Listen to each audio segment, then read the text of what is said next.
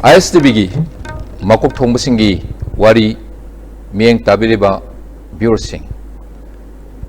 ꯑꯃꯨꯛꯀ ꯍꯟꯅ ꯉꯁꯤꯒꯤ 에피소드 ꯑꯁꯤꯗ ꯑꯗꯣꯝꯕꯨ ꯇꯔꯥꯝꯅ ꯑꯣꯛꯆꯔꯤ ꯍꯧꯈꯤꯕ 에피소드ꯁꯤꯡꯗ ꯇꯣꯉꯥꯟꯕ ꯁꯛꯅꯥꯏꯔꯕ ꯃꯤꯑꯣꯏ ꯀꯌꯥ ꯑꯃ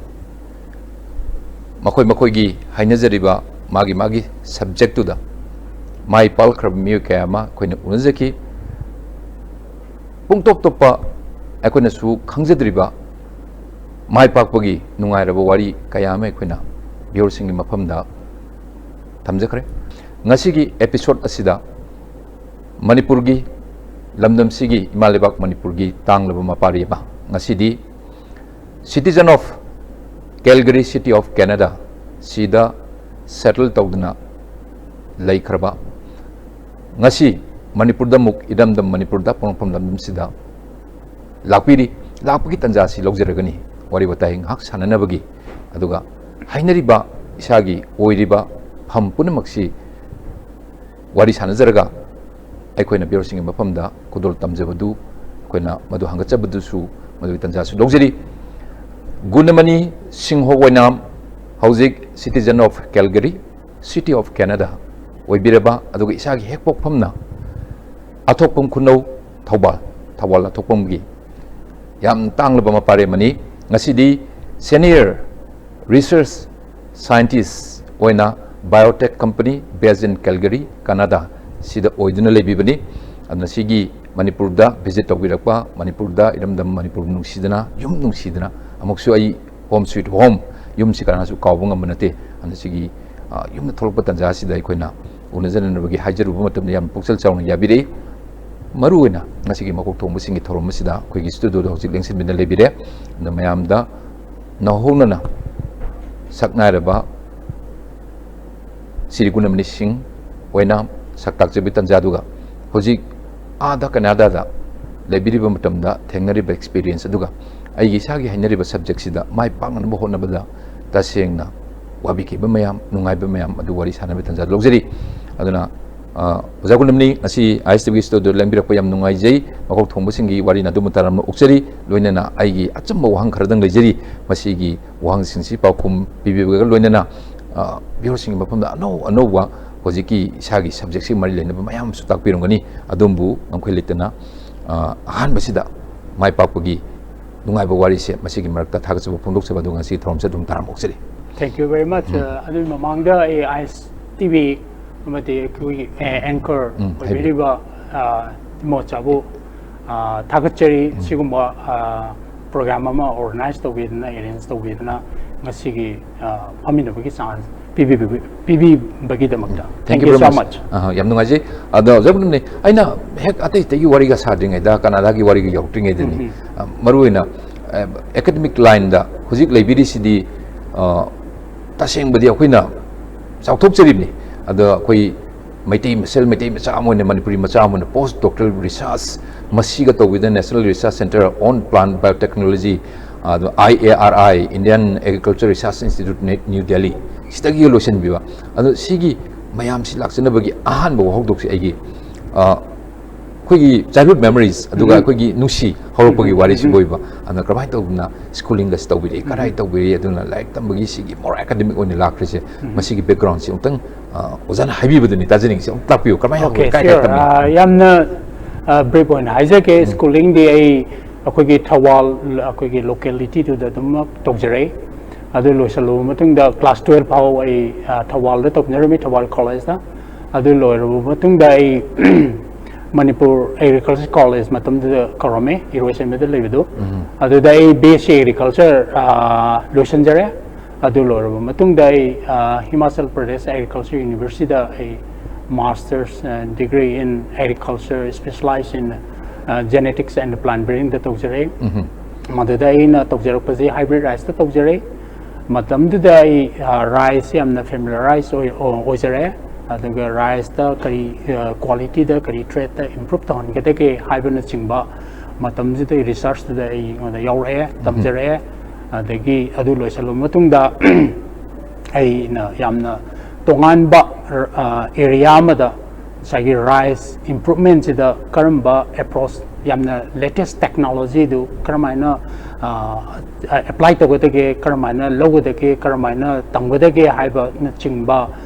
sagi trace ne ko mayam na tamnei ba sidagi tongan be debate tongna na ba ai literature da thi na ko na tawjaba de gi aina yamna matam de yamna burning oi ba ko ge protoplast and cell culture and tissue culture ka haiba rise da adu dai daina thijabas da yamma tam da professor ma yamna just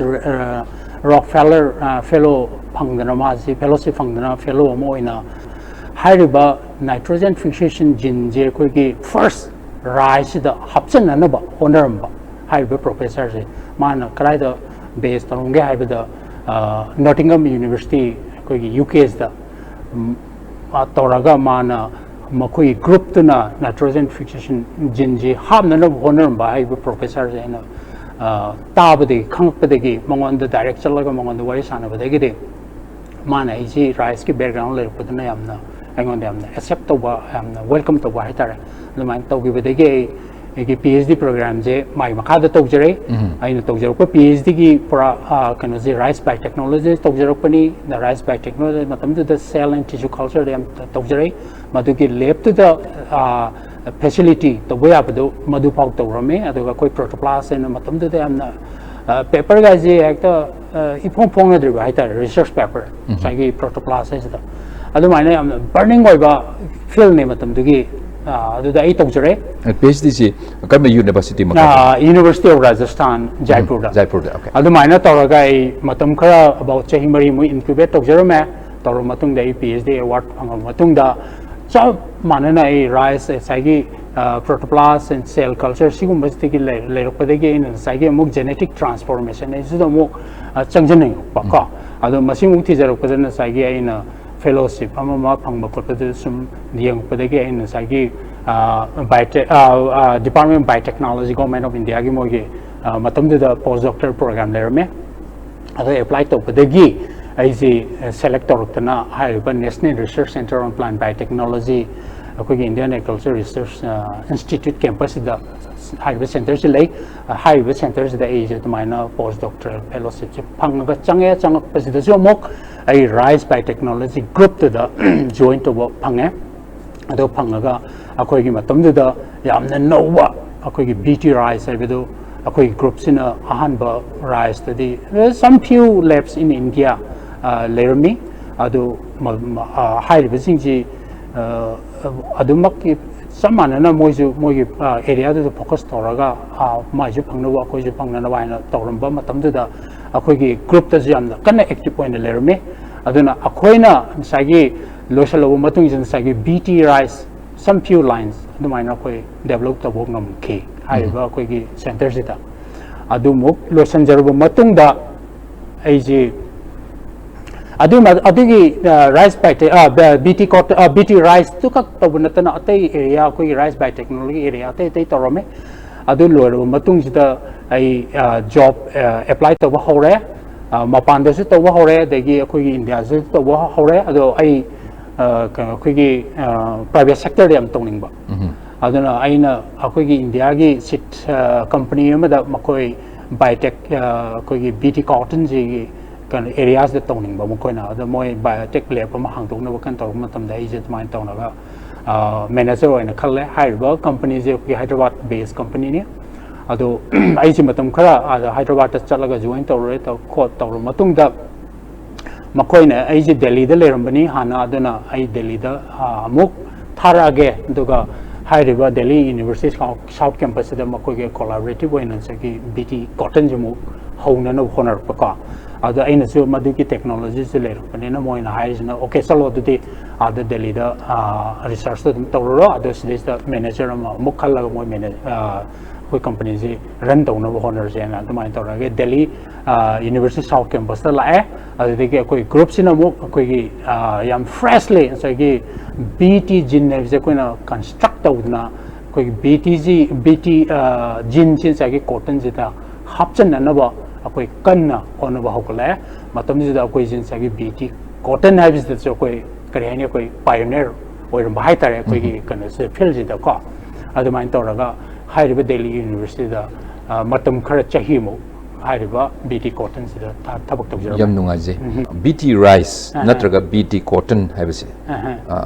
kari no BT what BT stands for kari no lepise tawri si rice da kadori no BT sina do BT cotton si tawri sina kari no that's very question is very important according to sagi ujikti BT cotton BT rice ka is the inong no wo either ka ai no matam ji tokjerum be 1990s mid tagi hojaraga ai thadokpadu 2000 adar bauni ado akoina hojaraba matam dadi akoina jagi jinje akogi native akoi india da phangi cultivars ni ta hapna honor mani ka adubu laibak thibamna akoina tawringai maraksida research tawringai maraksida ai tajabane ai matam da koi india thado ga sakre canada da leje aduda haiba BT gi sagi sitchi akogi asom kanogi American company mana man sit John Salaga akogi sagi sit company mayam jingina haiba jinji koi backcross koi sagi jinji makoi na kogi India da phang varieties ni da advain toraga breeding toksalaga haiba makoi masa masa companies gi on variety puthok tana advain tawre na ai tajare ko adu sisna adugi just sagi history ji da leina gra aduga sagi hangbiri ba sai question si da amuk laba matung da di BT haji question ate masi akoi gi bacillus thuringiensis thuringiensis sai ba sagi bacteria am le hai bacteria na sagi toxin am produce to ko hai produce to ri toxin jin sagi plant si the yaw ba toxin je adu oregadi sagi any paste akoi gi worms jina sagi plant gi any part si chaba matam sida makoi ingest to matung sida makoi gi gut sida sagi kana sina toxic na toxin oi aduna sagi kana sing worms je si adu mai to nan sagi kana BT corn haiba maize ga hai sing je asi paktak ni na koi som da kai thari ba America da kai thari ba Mexico da kai thari ba si sing ji hai ba kana sing ji toxin je ngak thok ne aduna hai ji BT kana crop size aduna akoi gi BT cotton ja haragan sagi akoi gi mapan je saramdai ma lasingi ai bol manung jida bol hai je masida na sagi horpo matam je na se worm je na attack to matam je na sagi just attack to mo de sa torpo matam je sagi some tissue part kar du man je tin je na ingest to ni na ma je sagi toxin or na hai infection je zero aduna ma je further infected to ngam do aduni sagi kana sina BT cotton ji role jina aduga kogi rice ta ka hai sagi kogi rice ta sagi worm mayam legre army worm ka hai ba sigumba hai jingchen sagi plant ji da attack to ngam da because of that sagi toxin na BT toxin hai se adudi maruina ngasagi akoina lokadoriba mahi kuding masi cotton boys no rice boys no masi intact wena aduna haidi operations singi mai mangan ta hanga doriba daina tinna hatar tinna masi tin na chik na tin kang mangan dori masi kallaga phajana mai productivity si hengalan doini adigi mathakta amuksu mun sagi commercial pesticide ka ko dori jese ki tin hat ka dori do amutu mo khandan ge dori aduna masina kayamu kana hange haibida sagi ecological akoi gin sagi environmental effect of the bon sagi chemical fertilizer si caption badina adu degi sumun sagi less in use or na high run sagi ecology kan bai wani environmental kan bai wani kaneri se adu matakta amsung farmer ki kana sing profit sung len productivity sung len adu kaneri sing chamna multi dimensional area exactly yam nungai asia adu Canada research projects DNA methylation nama doctor gi ama yauri masi masu DNA methylation si kaino ado Canada kramai to project no masi ai yamna kuine lejeram banate madu ai kanoni postdoc koina le changye changom tang ja ingonda sai DNA methylation in why spruce na toksena ado tawrong kan da kramai to ge da thatar mule ram tang sin sa ke egi company ji akoi university le ram me yamna anobo company mo oin le ram ba ka adai de ai companies le changchal matong si dei about thought to ki matung de koi je spin off tawre university de ki haidore koi ki aseng ba sagi building lejare koi ki lab lejare adu main tawra torpani adu na matam je le ram basi akoi na tawri ji kai no sagi mutilation je akoi ki leiriba kano je koi ki DNA sequence dan sagi some sequence amada mutate over the mutate over se da koi na karma correction to ga ke ha ga adu ke matakta na sagi koi na cell culture mayam to matam je da koi ki plant cell culture je koi na to ka to matam je during that process koi ki adu mutation thui thui is then sagi na ke mutation is in sagi DNA level to pane DNA is in sagi sequence le ko C A G T ga na le mayam je na to ki random combination mayam le ga ha is then sagi amase da any mutation ha the mutation thui is the thok pa jen sagi thui ba jaga je koi no mung sagi correction to na ba hona ba adu bo koi na DNA mutilation na ko we fellowship mayam ama hojiki tawringai gi manung hadi post doctoral oibe yai aduga PhD tawringai oibe fellowship mayam di yauri masi senior research fellowship CSIR sima adagi postdoctoral fellowship program Chinese government ki postdoctoral fellowship under Department of Biotechnology Government of India adagi advanced biotechnology training Government of Germany other postdoctoral fellowship University of Hamburg Germany postdoctoral fellowship University of Calgary Canada fellowship mayam se adu fellowship si hekta phangbosu yabu oideba adu asuk yam fellowship si doctor gi Mike da Siam lakri si kamay to buno. Kamay minister ko isim. Ay ay ke tasyo madi ako na timing ay bam leko. Tapyo. Ay di ay na sagi matam si to ay na PhD to jero matam si protoplast digi cell culture guys yam na rice si world yam na important crop niko. aduna matam sida research to waise khara mayam na tawne research te khara haidoroktra gadi adum kari hani paper ma publish to ge khot ke harus nungai ta adu ge matakta yamna technology je kari hani yamna high technology je apply to ge khot ke it needs money ko aduna sagi am funding leiba lab ta chang de yada bo aduna sagi aina sagi PhD to jer pa professor juma je Rockefeller fellow ni ko adun sagi paisa je moi jam funding to mani ko pane na yamna paisa ji kind lab se nungai ba degi aina sai poso to changmam de su sagi funding jam lei ba aduna equipment lab facility am lei ba aduna sumaina to ko madam je paper publication to ko ko pa ji adum tawriba nang tawriba degi matam chana ba hai tare aduna hek tawraga khutakta adi mayamna pamna ba hai tare ko adumai torpaduna matamdu da ingon da yamna paja paja ba work to lerakpanina whenever you apply for any koi fellowship se yamna success le chance le bai tare ko aduna chage Chinese fellowship matamdu da postdoctoral ke koi biotechnology le me so I apply to sel adum phange adu mayamna e saina de salu no hai adu maram de kai kuno da ai kana je prospect atopa som da western lom de serpe ki sansam le adu ai adu main to na adum chakitra adai mathang da chage ina NRCPB had National Research Center on Plant Biotechnology IRS the leading is the so in a German ge kogi advanced biotech training program like kogi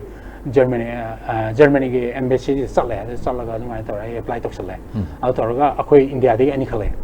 adu mai tor ga matam do chathok re adu chathok ku ai hector kogi advanced koi biotechnology training kana ji moi akoi loi pi hector crash cross nai adu mai tor ko adu matak regulatory and sagi biosafety me am loi tam me ko le ko adu mai na tore adai di ai fazana network ama akoi gi Germany de le re adu ga ai loi na akoi gi Germany gi biotech lab sing loi na moi pur sala koi weekend sport sala moi gi gari da koi gi bus da koi gi training koi developing countries de lai China de lai adegi African countries de lai adegi Egypt de lai adegi some West Indies de lai koi khar lai about 20 participant more mon an kala koi India de ani lai ai ko koi amaga adamai tor ko koi ji moina pura sala every lab ta adamai tor ko moi gi facility mayam adegi moi tor ba ngasi bak da Germany den sa gi gm crop se thaya de ko adubu moi de law and research to loi to me adu moi hai मोगी कनोसिंग साइंटिस्टिंग हाय दि कइनोदा अखोइदि well equip लेता में global warming लाइनो जे stage सके पेस अमन से suppose ngasi warm up togna heng after some time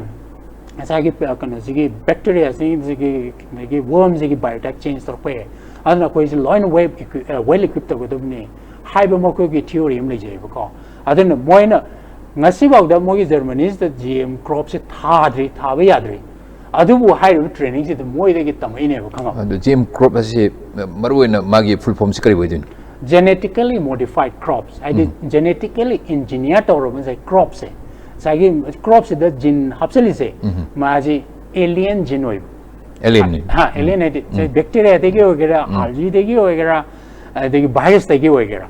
अदुन हाइरब जिंग की sources ने लाख पदन बु मसे अकोइना करियानी alien जीन हाइ तारन से plant देदे अदुन मसे मकोइ द थाद्रि अदुबु हाइरब चेंज जर्मनी देगी नसागी कनोस स्विट्जरलैंड नसागी कन गोल्डन राइस का दु अदु देनी मोइदे तोरिस अदुन हाइरब चे लेप्सिंग से लोइलर में अदुन आइना सागी come back to the your question अदुन मसी नसागी तौरमिबिंग जे कोइगी मतंग चाना चाना त होरबा अदु रेकदी नसागी नंग करिगुम म कम्युनिकेट तम तमदा मयामना यामना ngaइनबा हाइतार नंगी रिजल्ट से अदुन मयामना ngaइनबा दुते नंग पिसलुरगदी यामना नुंगाइबा हाइतारनको नंगी रिजल्ट से छत छत मयाम पामनबा एन मतमदा जस्ट पेपर में पब्लिश तम मयामने हेक्ता ngaइनब जाने आगे पेपर से थारो हाइनरिबको सो अदुना नसागी आइना से जर्मनी से लिंगेजसु आगे हम्बर्ग यूनिवर्सिटी से आगे सागी कनोस द मेज द कोइगे ट्रांसफॉर्मेशन है जिन हाप्सन बेगी प्रोसेस है आई जर्मनी के हम्बर्ग इज द प्रोफेसर लोर ने लेर में यामना शेरल बायोटेक ता याम अफावा बाय कनोने प्रोफेसर ने अदो माइ मखा द मतम खर लेर में हाइवे ट्रेनिंग प्रोग्राम से अदो मंगोत तो माइना नेटवर्क से मोइ ग्रुप तो गा आई एस्टैब्लिश तौर मतंग द मो आई मंगोत हाइरम में आई स्मार्ट ना पोस्ट तो लाके कोट कैन ना माइ हाइरम मतंग द दे इंडिया द लाए अरे मंगोत जो हाइरे अदे वेलकम तौर लावाय अदो हाइजी कनोने आइना साइट तौरुबा आइना डिलीवर तौरुबदो आइगी रिजल्ट तो अदे आइगी स्किल दो अदना मोइना दम आइदि वाइडली ओपन हाइतारे से विंडोज है अदुमाय तौर मोइना अदम एक्सेप्ट तौर अदुगो हाइबियो अदु आइना अदुसे दम आई चाइनीज फेलोशिप डिक्लाइन तौवे सिजु डिक्लाइन तौर रमदि मतम से दाइगी याम प्रॉब्लम आइजे पोस्ट फंकान सागी अनी फंक्शन बगुमको अदि मतम से दाइजे कनोदा कैनाडा दाइगी इमिग्रेशन जो फंजले अदि अदुमाय तौरगा सागी यूनिवर्सिटी ऑफ दिल्ली द साउथ कैंपस से लेंगे अदुमाय तौरगा या सोंगे कनो से जर्मनी के फेलोशिप डिक्लाइन तौरे अदि सोमदा कैनाडा हाइजल ले तो हाइजल लगा हाइजन बगा एकदम पोस्ट एकदम फंगे एकदम फंगे खंगे एकदम मा चलगा अदुमाय तौरगा हाइबा यूनिवर्सिटी ऑफ कैलगरी की डिपार्टमेंट ऑफ बायो साइंसेस ता अदुमाय तौर जस्ट था तरुक चंगे तौरमा मतुंगदा देते इस कंपनी से तुम हाइदो अदु आई पीएचडी तौरपसु आई सीनियर रिसर्च फेलोशिप तुम फंगे याम फजना पैसा तुम हाइदि सफिशिएंट होइना अदुमाय तौरगा युम द डिपेंड ऑफ द वाइटर अदुमाय तौरे अदगी हेक अदु लोइसल मतुंगदा अदु सागे आइना senior research associate matam da pool scientist kaina hairam ba mamang da adu se dum apply to da tum phangi adu se ai lottery adu se dum lottery ai maram ni jage kano gi biotech di apa bagi ngatlap tu karayan yam phari ji kai exactly so yam apon ko so lottery de gi select to ta mai to yam nungai ji doctor spine tap mi ama kaka aina phangjeri so far of my information you know aina si phangjebu matam sida BT rice, BT cotton is so bright. Adugi matang de fazena doctor na habi wari sajare. Safflower anama with insulin and other biomolecular after genetic engineered na maphangi. Kari no sisu ano information mo oidori. Yeah, that is very correct. Sagi kuna sagi aina tokjerumi se sagi any gene nama human gi wegera sagi haja gi alien gene to the plants ka. अदुना अकोइना जागी human की वगैरह bacteria देखी वगैरह देखी आल्जी देखी वगैरह any microbe देखी वगैरह देखी हायर प्लांट देखी वगैरह जागी जिन में लौटोगा कोइना जागी प्लांट से द हाप्सन बेसिक टेक्नोलॉजी थी एंगो द लेयर ना अदुन लेयर पदुना इन जागी आदस कनाडा से द योमतन जागी Calgary based cái biotech company moi tàu mình sẽ làm mai tàu cái đó cái safflower hay gì mà si amuk oil seed crop cả mang moi đây thau sung baya ba thau extract tàu đó thau phụ tàu đó ಅದು ಮೊದಲೇ ಆಚಾಗಿ ಕನಸಿ safflower J ಅಕೋಗಿ Kusum ಲೈ ಜಿಗ ದಿಮ್ ಚಮನೆ ಮಮಿಂಗ್ ಮತ ಅದುಗ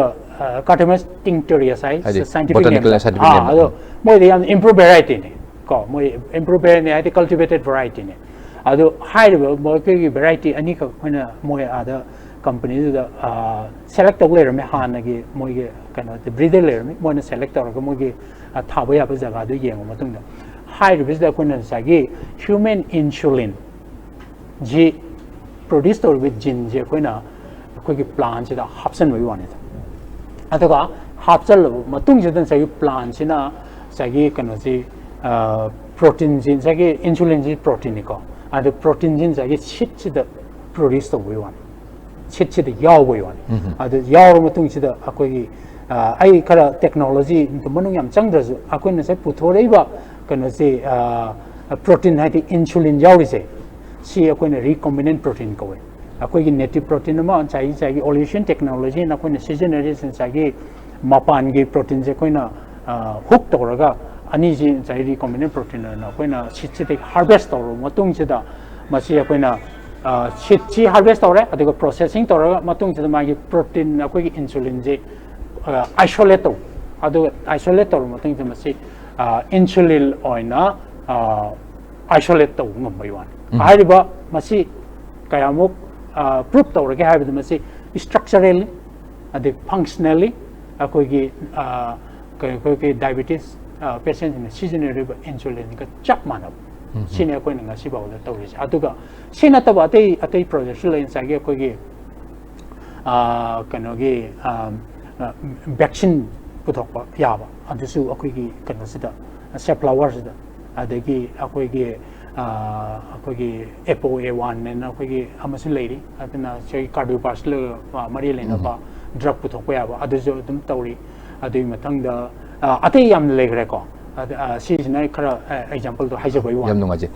kadul laksani gi sojik maruena PhD tawwa kudam swaida kitang muk pusanjaragani India gi kind of asigi lairiba koigi methodology aduga education system haitare adagi Manipur India means Manipur haitare adu tambasi tasengna koidi Manipur daga yengagadi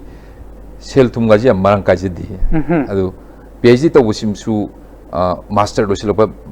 be it science stream si boy ba otherwise no arts were su masabok tam masi yam tamme and lowri ni si bo pa yam change lowri ni and the PhD tor posi hojik anoba maruena moi scientific the temperament the approach me am si hojik Dr. Tapiri beduni loi kham nai de ne thi ba ado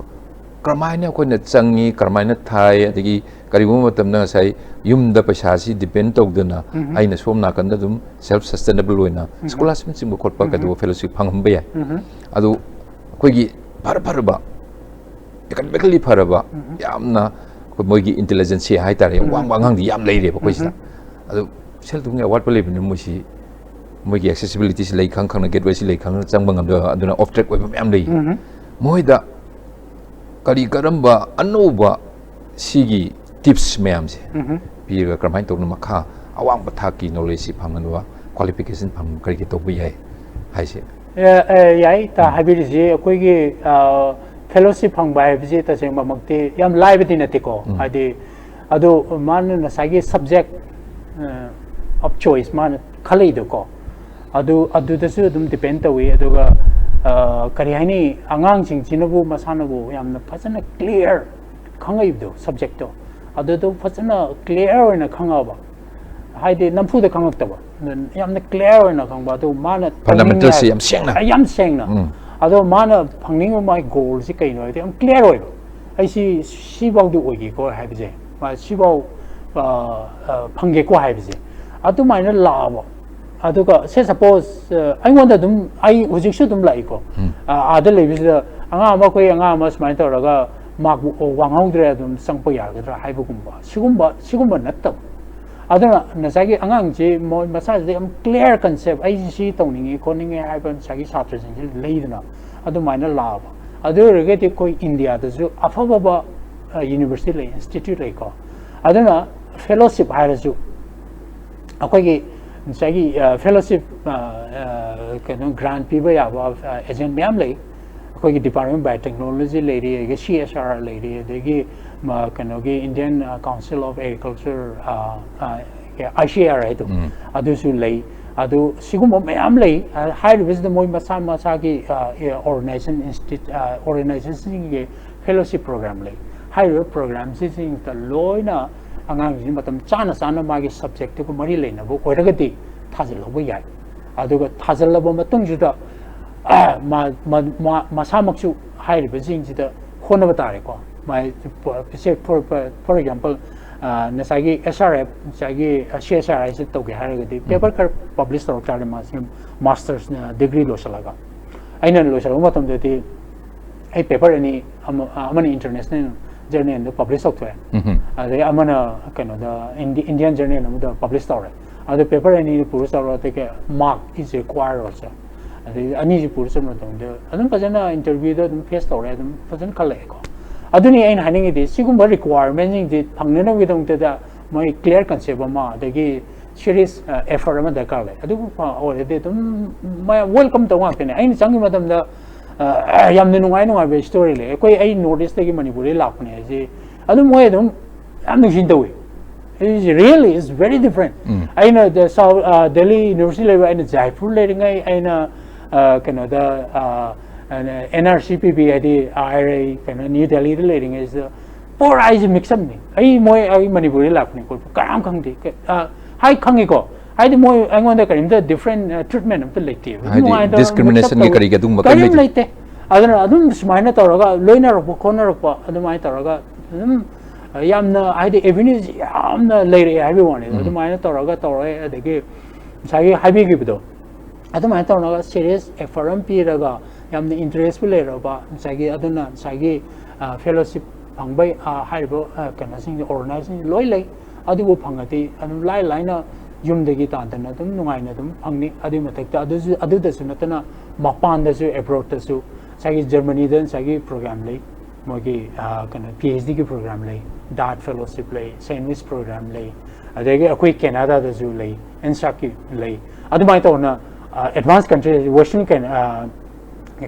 countries ni ji mogi tongan ba fellowship program lei karambagi no haibada sagi developing countries underdeveloped countries singi chata singi lagna na bagi damakta moi fellowship program loi le adu gi moi tongan ba moi paisa chahi chahi moi government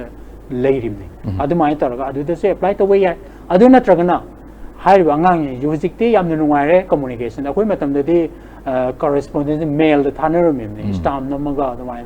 time ne koi professor is much luck because they click on mouse yes exactly just 1 second and the mai taraga sikti am nungai ra the mai taraga university direct noi professor jing nang nangi area of interest so khang nasan khangjerom ni na nasan interest le jerom ni na adigi area da kana to ri have the nang direct correspond to adigi madegi moi just nang mail tarai we kun we 30 ye we 50 we adu mar ka amo khala te yare keno changheng gro adu moi di fellowship program ak ne masters program je moi adu de chhatra sing je masana funding te ungam bonte fellowship na tri ada masters program aya ma chhatra ko de mo loina fellowship ma ada jam nunga je doctor sima adigi mu yam khani si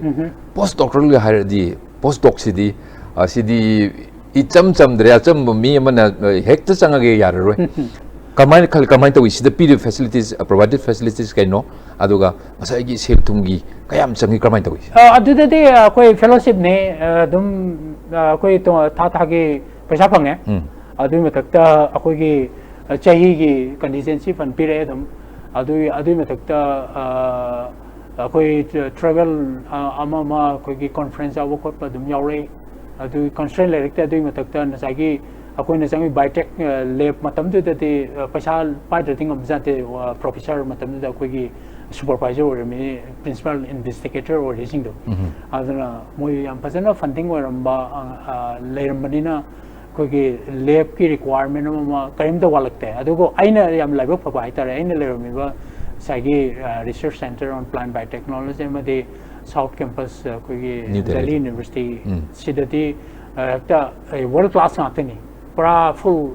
ꯉꯁꯥꯏꯒꯤ year condition ꯇꯧꯅ ꯑꯗꯨꯝ ꯑꯗꯒꯤ equipment ꯑꯗꯩ ꯔꯤꯑꯦꯖꯦꯟ ꯃꯌꯥꯝꯁꯦ ꯍꯦꯛꯇ ꯐ꯭ꯂꯣꯅꯦ ꯉꯁꯥꯏꯒꯤ department biotechnology ꯊꯥꯗꯔꯤꯕ ꯄꯩꯁꯥ ꯑꯗꯒꯤ ꯔꯣꯛ ꯐꯦꯂꯔꯗꯒꯤ ꯊꯥꯗꯔꯤꯕ ꯄꯩꯁꯥ ꯑꯗꯨꯅ ꯄꯩꯁꯥꯗꯗꯤ ꯑꯩꯈꯣꯏ ꯀꯔꯤꯝꯇ ꯋꯥꯔꯛꯇꯦ ꯀꯔꯤꯝ ꯋꯥꯔꯛꯇꯦ ꯑꯩ ꯄꯣꯁ ꯗꯣꯛꯇꯔ ꯇꯧꯔꯤꯉꯩ ꯃꯇꯝꯗ ꯏꯁꯥꯒꯤꯁꯨ ꯑꯗꯨꯒ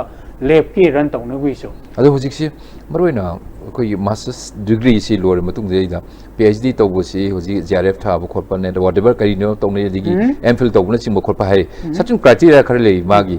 ꯏꯂꯤꯖꯤꯕꯜ ꯑꯣꯏꯕ ꯑꯣꯏꯗꯕ ꯑꯗꯨ ꯍꯥꯏꯐꯦꯠ ꯗꯣꯛꯇꯔꯅ ꯑꯗꯥꯏꯗ ꯈꯤꯇꯪ ꯑꯩ ꯈꯤꯇꯪ ꯑꯉꯥꯡꯁꯤꯡꯅ ꯑꯅꯧꯕ ꯅꯣꯂꯦꯖ ꯍꯥꯏꯇꯥꯔꯦ ꯑꯗꯨꯅ ꯑꯞꯀꯃꯤꯡ ꯑꯦꯁꯄꯥꯏꯔꯦꯟ ꯀꯥꯡꯕꯨ ꯃꯌꯥꯝꯁꯤꯕꯨ ꯑꯣꯏꯕ ꯃꯣꯏꯗ ꯄꯤꯕꯤꯔ ꯀꯔꯤ ꯀꯔꯤ ꯇꯧꯕ ꯌꯥꯏ ꯑꯗꯒꯤ ꯄꯣꯁ ꯗꯣꯛꯁꯤ ꯀꯔꯝꯍꯥꯏꯅ ꯆꯪꯕ ꯌꯥꯏ ꯒꯦꯞꯅ ꯀꯌꯥꯝ ꯌꯥꯝ ꯂꯩꯕ ꯌꯥꯏ ꯂꯩꯇꯕ ꯌꯥꯏ ꯀꯔꯝꯍꯥꯏꯅ ꯇꯧꯏ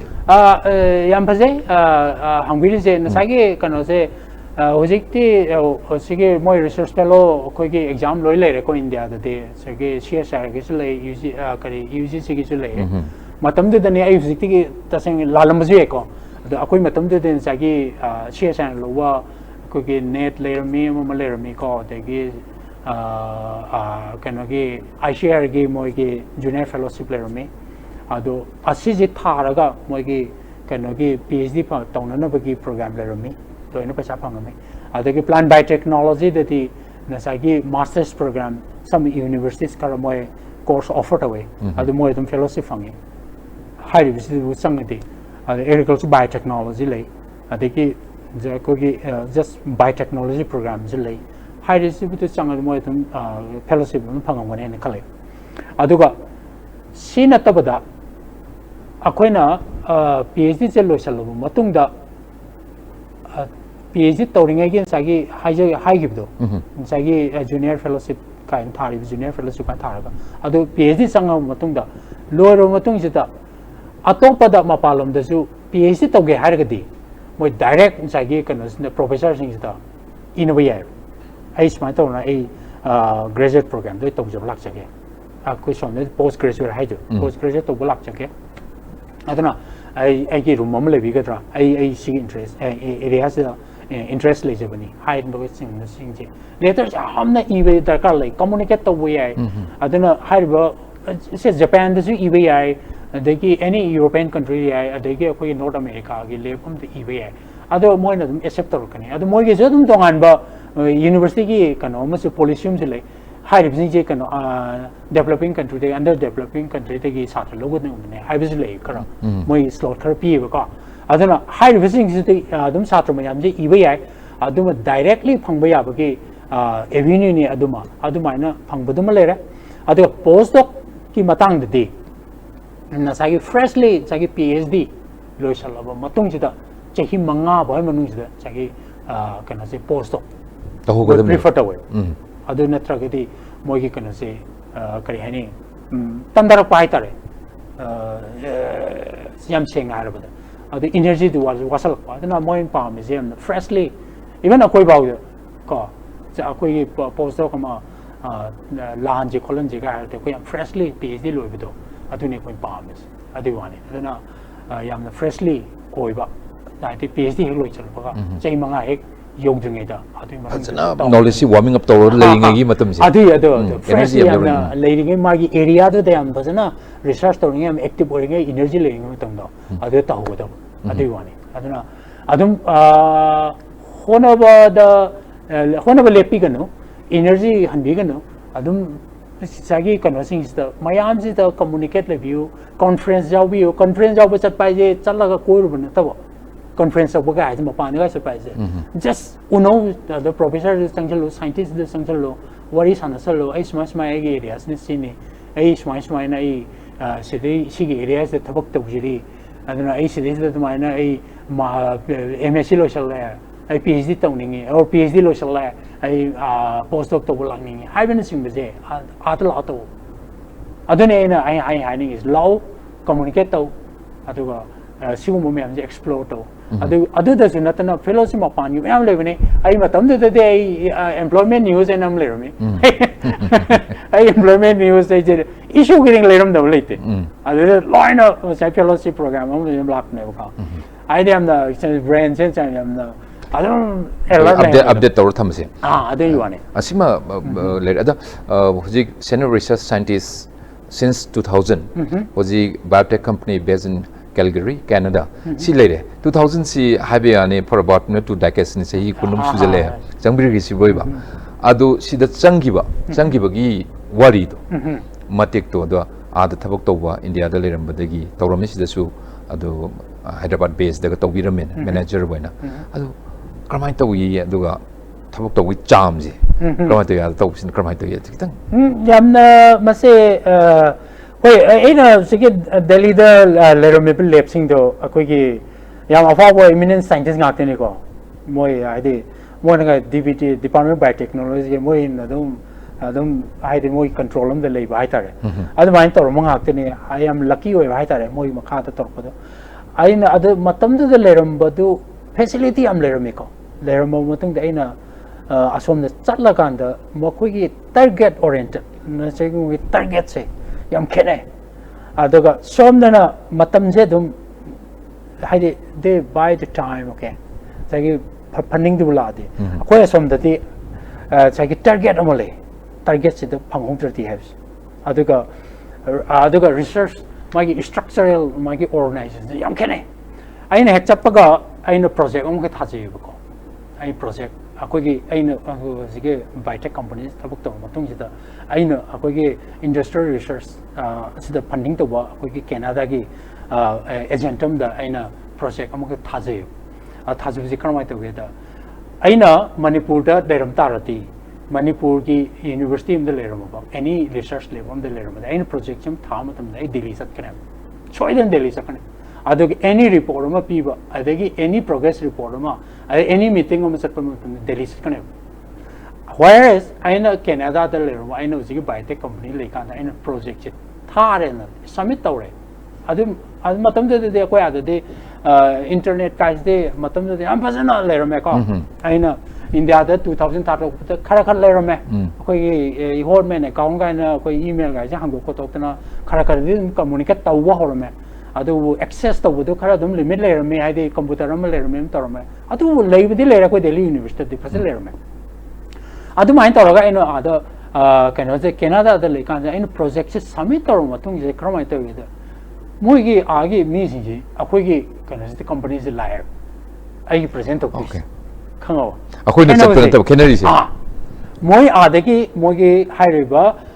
kano de funding agency ki me expert moi ani layer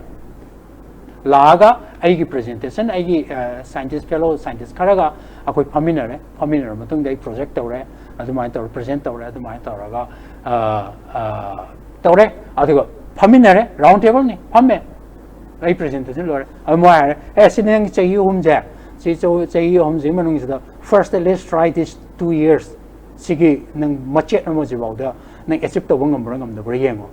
adugo karum 2 years de achieve to ngam gadi chahi amagi do karbo sangdosu koi grant pirake aduna nasagi nang no pireje just part ama chahi ni do loi tho aduga akoi pesa pidarake yare funded right away adu loire na project loire na adu loire matung jeda tawre na funded tawre ai project tawre sathare adu project report se kramai to we piri adu moi pami any just one page abstract jam dakalite adu pi thousand risi moi thousand of si amaga thousand risi adu agoi se the full project report pini adu chal ai yaw me se da aina University of Delhi de leng de so adagi NRCPB de so leng moi task force meeting ga to na department by asda mai am scientist mai am pam dra ma de ngang na ko na ta ma de wasting of time moi late moi believe the way and whatever I am reporting moi loin thasi aduga laaba matung de marak ta su moi la patare moi lai adu matak ta so paisa je mu simrak si ta thabi ro ko kai mai ro madam kodak ta matang cha cha da lai marwina sine canary se am na canary adu am ta ga hajar mo have you marak se da ai ꯀꯩꯅꯣꯁꯤꯗ Washington State Universityꯗ ꯑꯩ ꯑꯃꯨꯛ subject specialist scientist ꯑꯣꯏꯅ ꯑꯩꯁꯦ ꯆꯠꯂꯨꯏꯑꯕ ꯑꯩ ꯁꯣꯝꯗ ꯁꯨꯇꯤ ꯂꯧꯔ ꯆꯠꯄ ꯑꯁꯣꯝꯗ ꯌꯦꯡꯉꯨꯒꯦꯅ ꯑꯩꯁꯦ join ꯇꯧꯔꯦꯕ Washington State Universityꯗ ꯑꯗ ꯆꯠꯂꯨ ꯀꯥꯟꯁꯤꯗ ꯃꯣꯏ ꯑꯩ ꯉꯥꯏꯔꯝꯃꯦꯕ ꯃꯣꯏꯒꯤ ꯀꯩꯅꯣꯁꯦ project ꯑꯃꯈꯛꯀꯤ ꯑꯩꯅ join ꯇꯧꯗꯣꯔꯦꯅ ꯑꯩꯁꯦ ꯑꯥꯗꯩ ꯁꯨꯇꯤ ꯂꯧꯊꯣꯛꯑꯒ ꯑꯩ ꯍꯥꯏꯔꯝꯗ꯭ꯔꯦ ꯀꯝꯄꯅꯤꯗ ꯌꯥꯔꯒꯗꯤ ꯑꯩ ꯁꯤꯗꯩꯁꯤꯗ ꯑꯗꯨꯝ ꯆꯠꯊꯔꯁꯤꯔꯥ ꯍꯥꯏꯅ ꯑꯗꯨ ꯑꯩ ꯂꯥꯛꯑꯝꯃꯒ ꯀꯩꯅꯣꯒꯤ ꯃꯣꯏꯒꯤ ꯁꯤꯁꯇꯦꯝꯗꯨ ꯍꯩꯅꯗꯕꯗꯒꯤ ꯑꯗꯒꯤ ꯑꯗꯨꯒꯤ ꯃꯊꯛꯇꯁꯨ ꯃꯣꯏꯒꯤ ꯀꯦꯝꯄꯁꯇꯨ ꯃꯦꯟ ꯀꯦꯝꯄꯁ ꯅꯠꯇꯕ ꯃꯣꯏ ꯑꯇꯣꯞꯄ ꯀꯦꯝꯄꯁ ꯑꯃ ꯍꯥꯏꯗꯤ ꯁ꯭ꯃꯣꯜ ꯇꯥꯎꯟ ꯑꯃꯗ ꯂꯩꯔꯝꯕꯅ ꯑꯩꯅ ꯂꯩꯕꯗꯣ ꯅꯨꯡꯉꯥꯏꯇꯗꯅ ꯊꯥꯗꯣꯛꯑꯕꯨꯗꯤ ꯂꯥꯛꯑꯦꯀꯣ ꯑꯗꯣ ꯑꯩꯅ ꯍꯥꯏꯅꯤꯡꯉꯤꯗꯤ ꯉꯁꯥꯏꯒꯤ ꯃꯣꯏꯒꯤ ꯔꯤꯁꯔꯁꯀꯤ ꯃꯣꯏꯒꯤ ꯑꯦꯄ꯭ꯔꯣꯆ ꯃꯣꯏꯒꯤ ꯋꯥꯔꯛ ꯏꯊꯤꯛꯁꯦ ꯃꯣꯏꯒꯤ ꯀꯔꯤ ꯍꯥꯏꯅꯤ ꯃꯣꯏꯅ ꯇꯧꯔꯤꯕ ꯁꯤꯁꯇꯦꯝꯁꯦ ꯑꯩꯅ ꯂꯥꯛꯀꯗꯣꯔꯦ ꯈꯪꯉꯕ ꯃꯇꯨꯡꯗ ꯂꯥꯛꯑꯒ ꯅꯦꯛꯁ ꯗꯦꯗ ꯃꯣꯏꯅ ꯃꯤꯇꯤꯡ ꯑꯃ ꯑꯣꯔꯒꯅꯥꯏꯖ ꯇꯧꯔꯝꯃꯦ ꯍꯥꯏꯔꯤꯕ ꯀꯩꯅꯣꯁꯤꯗ Washington State Universityꯒꯤ ꯃꯣꯏꯒꯤ ꯑꯩꯅ join ꯇꯧꯔꯤꯕ ꯗꯤꯄꯥꯔꯠꯃꯦꯟꯁꯤꯅ ꯃꯣꯏꯅ ꯑꯣꯔꯒꯅꯥꯏꯖ ꯇꯧꯔꯤꯕ ꯃꯤꯇꯤꯡꯁꯦ ꯀꯅꯥ ꯌꯥꯎꯏ ꯈꯪꯕ꯭ꯔꯥ farmers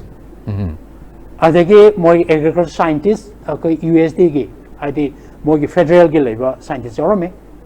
farmers ꯑꯗꯒꯤ ꯀꯩꯅꯣꯒꯤ ꯀꯝꯄꯅꯤꯒꯤ ꯃꯤ ꯌꯥꯎꯔꯝꯃꯤ ꯑꯩꯈꯣꯏꯒꯤ ꯗꯤꯄꯥꯔꯠꯃꯦꯟꯒꯤ ꯑꯩꯈꯣꯏ ꯁꯥꯏꯟꯇꯤꯁ ꯌꯥꯎꯔꯦ ꯑꯗ ꯕ꯭ꯔꯤꯗꯔꯁ ꯌꯥꯎꯍꯜꯂꯦ ꯑꯗꯣ ꯑꯩꯈꯣꯏ ꯐꯝꯃꯤꯟꯅꯔꯦ ꯑꯗꯨꯒ ꯐꯝꯃꯤꯟꯅꯔꯒ ꯀꯩꯅꯣ ꯕ꯭ꯔꯤꯗꯔꯁꯤꯅ ꯍꯥꯏꯔꯦ ꯁꯤꯒꯤꯁꯤꯅ ꯑꯩꯈꯣꯏꯒꯤ ꯄ꯭ꯔꯣꯕ꯭ꯂꯦꯝꯁꯤꯅ ꯁꯤ ꯐꯥꯔꯃꯔꯁꯤꯅ ꯍꯥꯏꯔꯦ ꯑꯩꯒꯤ ꯄ꯭ꯔꯣꯕ꯭ꯂꯦꯝꯁꯤꯅ ꯁꯤ ꯑꯗꯨꯒ ꯁꯣꯜꯕ ꯇꯧꯗꯣꯔꯤꯁꯤꯅ ꯑꯩꯈꯣꯏ ꯁꯥꯏꯟꯇꯤꯁꯁꯤꯡꯁꯦ ꯑꯗꯣ ꯐꯝꯃꯤꯟꯅꯔꯦ ꯋꯥꯔꯤ ꯁꯥꯟꯅꯔꯦ ꯑꯗꯨꯒ ꯉꯁꯥꯏ ꯐꯥꯔꯃꯔꯁꯤꯡꯒꯤ ꯂꯦꯚꯦꯜꯁꯤ ꯆꯥꯎ ꯃꯥꯟꯅꯔꯦ ꯑꯩꯈꯣꯏꯒꯤ ꯂꯦꯚꯦꯜ ꯑꯗꯨꯅ ꯇꯧꯗꯣꯏꯁꯤꯅ ꯉꯁꯥꯏꯒꯤ ꯚꯥꯏꯔꯁ ꯐ꯭ꯔꯤ ꯑꯩꯈꯣꯏꯒꯤ ꯀꯩꯅꯣꯁꯤꯗ ꯒ꯭ꯔꯦꯞꯅꯦ ꯑꯗꯩ ꯍꯣꯞꯁ ꯍꯥꯏꯅ ꯑꯩꯈꯣꯏꯒꯤ ꯋꯥꯏꯟ ꯁꯨꯝꯕꯁꯤꯗ ꯐ꯭ꯂꯦꯚꯔ ꯍꯥꯞꯀꯗꯕ ꯑꯃ ꯂꯩꯀꯣ ꯍꯣꯞꯁ ꯍꯥꯏꯁꯦ ꯁꯤꯒꯤ ꯄ꯭ꯂꯥꯟꯁꯤꯡꯁꯦ ꯚꯥꯏꯔꯁ ꯐ꯭ꯔꯤ ꯄꯨꯊꯣꯛꯀꯗꯕ ꯑꯩꯈꯣꯏꯅ ꯑꯗ ꯚꯥꯏꯔꯁ ꯐ꯭ꯔꯤ ꯄꯨꯊꯣꯛꯄꯁꯦ ꯑꯩꯈꯣꯏꯅ ꯃꯦꯔꯤꯁꯇꯦꯝ ꯀꯜꯆꯔ ꯍꯥꯏꯅ ꯉꯁꯥꯏꯒꯤ ꯖꯁ ꯑꯩꯈꯣꯏꯒꯤ ꯀꯩꯅꯣꯁꯦ ꯅꯤꯗꯜ ꯑꯃꯁꯤꯗ ꯖꯁ ꯑꯩꯈꯣꯏꯒꯤ ꯄ꯭ꯂꯥꯟꯁꯤꯒꯤ ꯃꯦꯔꯤꯁꯇꯦꯝꯁꯤꯗ ꯄ꯭ꯔꯤꯛ ꯇꯧꯕ ꯃꯇꯝꯗ ꯌꯥꯎꯔꯛꯄ ꯀꯩꯅꯣꯁꯦ ꯁꯦꯜꯁꯦ ꯑꯩꯈꯣꯏꯅ ꯀꯜꯆꯔ ꯇꯧꯔꯒ ꯄ꯭ꯂꯥꯟ ꯄꯨꯊꯣꯛꯅꯗꯣꯏꯅꯦ ꯍꯥꯏꯔꯤꯕꯁꯤ ꯃꯤꯇꯤꯡꯁꯦ ꯑꯗꯨꯒꯤꯅ ꯑꯩꯅ ꯑꯦꯛꯁꯄꯥꯔꯠ ꯑꯣꯏꯕ ꯑꯗꯨ ꯑꯩ ꯉꯥꯏ ꯂꯩꯔꯝꯃꯦ ꯃꯣꯏ ꯌꯥꯎꯍꯜꯂꯦ ꯑꯗꯨꯃꯥꯏꯅ ꯃꯤꯇꯤꯡꯗ ꯇꯧꯔꯦ ꯑꯗꯨꯃꯥꯏꯅ ꯇꯧꯔꯒ ꯉꯁꯥꯏꯒꯤ ꯐꯥꯔꯃꯔ ꯍꯥꯏꯁꯦ ꯀꯌꯥꯃꯨꯛ ꯏꯝꯄꯣꯔꯇꯦꯟꯁ ꯄꯤꯔꯝꯒꯦ ꯍꯥꯏꯁꯦ ꯌꯥꯎꯍꯜꯂꯦ ꯑꯗꯨ ꯃꯣꯏꯒꯤ ꯂꯦꯚꯦꯜꯁꯦ ꯑꯩꯈꯣꯏꯒ ꯆꯞ ꯃꯥꯟꯅꯅ ꯂꯦꯚꯦꯜꯁꯦ ꯂꯩ ꯑꯗꯨꯃꯥꯏꯅ ꯇꯧꯔꯒ ꯑꯗꯨꯗꯩꯗ ꯀꯔꯤꯒꯨꯝꯕ ꯑꯩꯅꯒ ꯂꯥꯟꯕ ꯉꯥꯡꯉꯨꯔꯕ ꯑꯗꯒꯤ ꯀꯩꯅꯣꯗꯨꯅ ꯑꯩꯈꯣꯏ USD ꯀꯥꯡꯕꯨꯁꯤꯅ ꯁꯞꯄꯣꯔꯠ ꯇꯧꯔꯒ ꯉꯁꯥꯏ ꯐꯟꯗꯤꯡꯁꯦ ꯄꯤꯔꯛꯀꯗꯣꯏꯅꯤꯀꯣ ꯑꯗꯨ ꯃꯣꯏꯅꯒ ꯄꯤꯔꯝꯗ꯭ꯔꯗꯤ ꯃꯣꯏꯒꯤ ꯏꯁꯨꯗꯣ ꯀꯔꯤꯒꯨꯝꯕ ꯑꯃꯗꯨꯅꯒ ꯆꯥꯎꯈꯠꯂꯛꯑꯕ ꯃꯣꯏ ꯃꯊꯛꯇꯒ ꯂꯥꯛꯀꯅꯤ ꯊꯥꯖꯕ ꯑꯃ ꯂꯩ ꯁꯤꯅ ꯑꯗꯨꯅ ꯃꯁꯥꯒꯤ ꯔꯦꯁꯄꯣꯟꯁꯤꯕꯤꯂꯤꯇꯤ ꯍꯥꯏꯗꯤ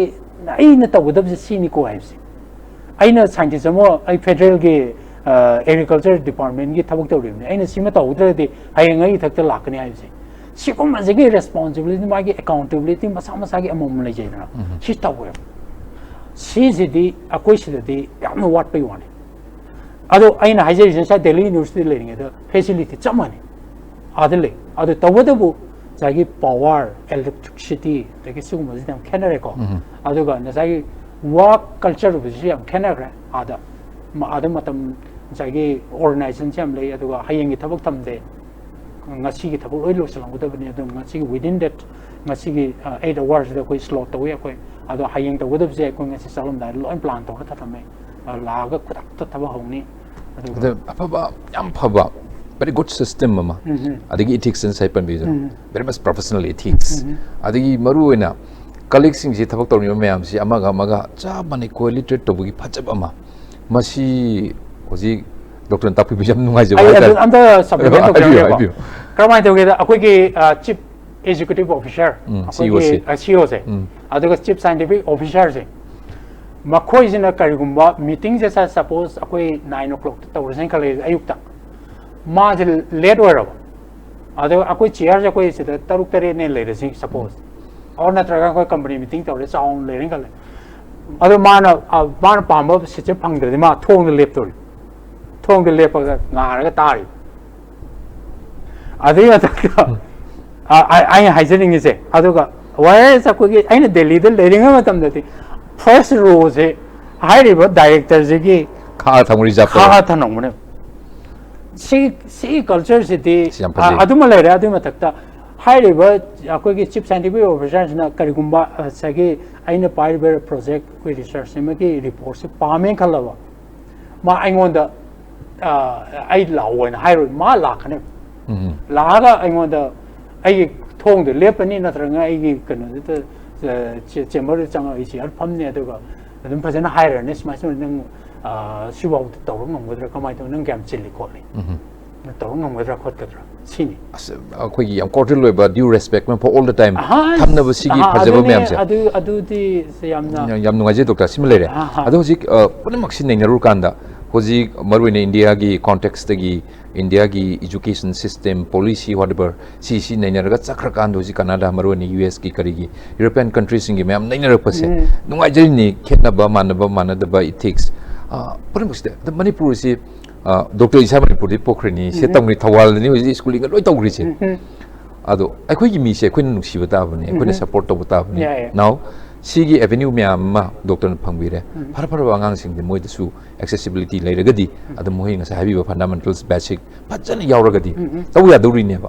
adu kari taw be swai de ne apa good tips se maruena koina foreign study the word su adagi foreign service the word su advain taw si kari taw be ya swai the best tips se kamai pibi aina sede dam na hiding bible angang sing jita akhoi gi parents te ki pressure pibi do dogo angang du na tohoning medu mag interest to say for example science arts the so amna baba subject like an adu moi political science is mano sakrati yamna akhoi gi foreign service lakpe de gi tong to ye ken adu togi de si phajama hatni amna due respect to ya ba amna di to ya ba hatni ko adu ai haine ge my interest to learn my interest to aina haido to man ta honing budo I so for example aina class 12 or kumatum da aina tongan ba mayam na pamneri ba subjection da gi debate to pamai ba ko aina ngang wing edu da King George Victorian Institute na da wajikti adu de khangde lerong ge lerong da matam de aina Madras Guinea Madras de ko aina telegram thajeli class 12 or matam de introduction de nuaram den telegram tayo adu institute gi reply lai kam responsive pharongge matam de angon la hai angon da made de MBBS lo ra la khatam ne na adu maina ain haining idi ko asu angon da karam da hai panati ko adu mai to ma sa gi interest le ko to ade de ai khala ai je kano je da microbiology to gen torpon system da I assume toro matung se de change the la de had the genetic engineering guys the biotechnology guys amuk sumu hen latest work pa ado aina sai live background de dum ya apply to ya ko ado man dum genetics te lak pani ma toro pani ado mai so ga lak pani na dum ya ado ka chamana na sai angang ching chin na bu masana hojik ta gi hauna ai si tong ningi haibu ai scientist mo ningi scientist ningi karam bal line ningi 하이베스다 레퍼로 모퉁스다 마마 빠지는 오케이 내가 되게 시도 고듬니 능 doctor 오유 나트라가나 scientist 그노 engineer 뭐 점점 engineer 뭐이가 되게 doctor 뭐 점점나 medical 뭐 medical officer 뭐 거이가 아두 각다나 뭐 마마 빠지는 뭔데 pressure 피드나 안강도 influence 오는 사이클가데 마는 자기 lifetime 기 achievement 마는 방거도리 goal 뭐 아마 방금 더 봐야 하네 I 칼리 하드나 맞을때 아코이나 뭐에 influence 또 비비다 봐도 맞닥터면 시가 저라노 아이나 아솜다 거기에 람담도가 캐나다가 움직이나르가디 시지데 아코이나 그린다 하이웨이 아드랑아지 아기 앙아 클린 팜삼 아도 마지 클래스 12 그래 아도 아이 마키리데 그린 하이아트 마 he has decided already 마 강에도 마켓에 कर्म demand ले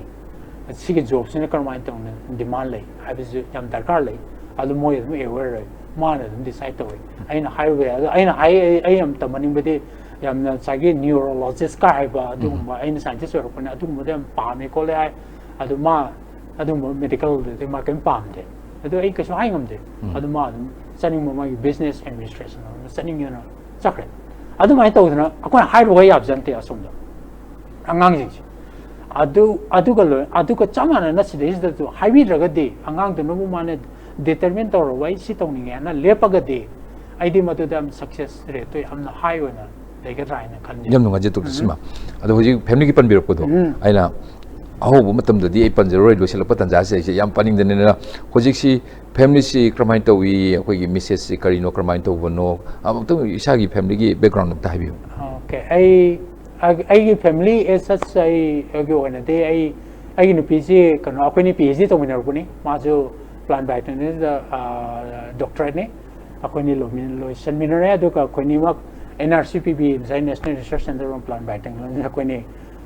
अखोई लोंगे अतुतिगी PhD hello होइबगा माजे कनो राजस्थानी नि अदुमाइना अखोनी जे Delhi the लोंगे अदु लोंगा मतुंगदा अखोनी अदुम post doc ओइना अखोगी कनो NRCPB the लेरमे माजु लेरमे the माना अखोई कार्नेशन सिदा के जिन जापसलगा अखोगी कनो से फंगल डिजीज द रेजिस्टेंट तौननबा रेसिस्ट तौननबा मागी प्रोजेक्ट न तुमाइ तौरमने अद अखोनी अदुम लेमिनरे तौमिनरे अदुमाइना रिसर्च अमान तौमिनरे अदगी अखोनी अखोई अंगांगजे द चही तरुक सॉरी था तरुक कक्तिंग सुर कांदो कोई कनाडा द लाया तुमाइ तौरगा कनाडा द लापदैदि अंगांग दे यamna नौरिबनिना अखोई वाइफ से अंगांग दुगा चही अमा मखाय मो अंगांग जिंगल लेमिनर मतुंगदा माजे जस्ट नोमा आई बैंक त थाजलुगे न चलते मा एप्लीकेशन मा बैंक त चंगुरा ने चिट चलरोगा ने टेलर होइना आहान में चंगमने अदे था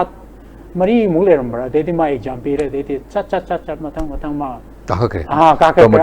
broad is just sky's limit अदे मा सीनियर फाइनेंशियल एडवाइजर होना जिक लय अदुमाय तौरगा it's wonderful awesome yam nungai je yam afaba koi gi family yam peaceful way family isa su smana kan tawren takri yam nungai je doctor ngasi se smana tangaba matam se unajabuni adu doctor gi hek lebiriba adu phangbiriba isa da yawbiriba knowledge khudimatu wari saba haibdi makuk thombsing wari true da aigi nungsi jarba viewers sing mafam especially maruena very academically laiba auriba ngang sing aduga yamli tongning ba hotnaba masigi strength yam yauriba aduga determination se haibiba yam yauriba moigi da mukadi kwai de paraba koigi tips mayam ma aduna kana wa mayam masmana thambiba si doctor asuki mate haraujei aduga yembiriba maruena angang sing su lai lai su thawai ujrang si yam nungai gaduri nin khalli na foreign service ke thon kamai to wi aduna akoi haijabi wani hoji phangam gadu salary ga se ai hangjara roi adum fajaramani yam handsome moramani ala yam nungai ji doctor aduna tung gi pusi dana ek yaudana phajana to wi badu manipur se ongtang yembiro kawi no khoi angang sing si yari gani moi exposure si yaring gi ongtang pihan na ba moi talent nam sing sin na si to bi no dai na request to jage an lo sila patan ja si doctor bong khoi tena kan thak chari lastly thank you so much ISTV mate anchor yuriba mo sabu su thak chari aduga any future contact pa ma khollaga de koi ISPT da ge jo contact lo wi aduga अँगोंद जो direct contact तौबिरो कोई आदो करमाइना लाखपा याबगे मते education दा मखा चथबा याबगे खोटबगे मै career दा तौरगसु अँगोंद दुम contact तौर आइगे email अखोइगे कना एंकर दम पिजरमगे अदुवा सि हाजरगा मयाम दमो बिदाय लौजरी थैंक यू सो मच जी होजिक हारिबो वाफम से थमजखरे वाफम से थमजखिबग लोइना ngasi matang si makuk thong sing wari si thawrum chit lusinjare meng tabir bior sing roibena mukana kurumjari